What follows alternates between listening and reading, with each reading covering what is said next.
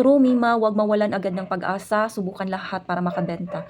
Kana, maunay mindset, positive ka ayo. Dili kay inig gamay ang imong benta mo undang nadayon ka. Padayon gihapon, hangtod sa magkabenta ka. No. So ingana na siya, kasagaran magud ani ng mga positive na mga tao, naa na sila'y ginatawag nga goals. Naa na sila'y ginaset nga goals para ma-achieve nila ang ilahang target. Oh, ingana na sila. Dili sila nagapadaog kung unsay negative nga niabot sa ilaha or naagian nila. Nganuman, nag-focus gud sila sa ilahang goals. Una kasagaran ng mga positive attitude ng mga tao. Muna kasagaran nga mulambo. Mauna sila. And then para dili ka ayo ka ma-stress, ayo i-compare ang imong kaugalingon para dili ka ma-pressure. Kasagaran manggod kaning mga bag-o na mga affiliate, usually dali ra ni sila musuko or mo give up kung makita nila ang uban nga dagko na kaayog income, daghanag na invest, nganong dili ninyo himuong motivation ang ilahang achievement.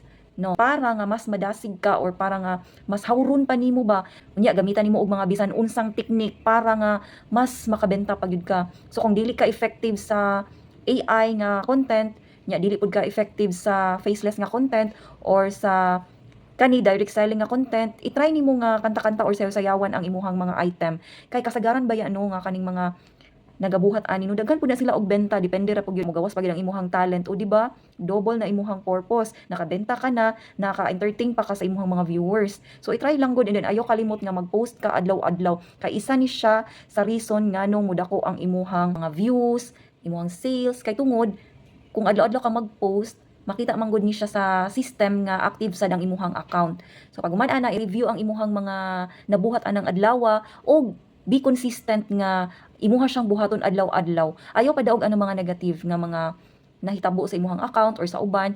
Kana siya reminders lang na dapat mas ayuhon pa nimo ang imuhang account ug mas mag-focus pa jud ka kung unsa ang imuhang ginahimo para nga mas makabenta ka.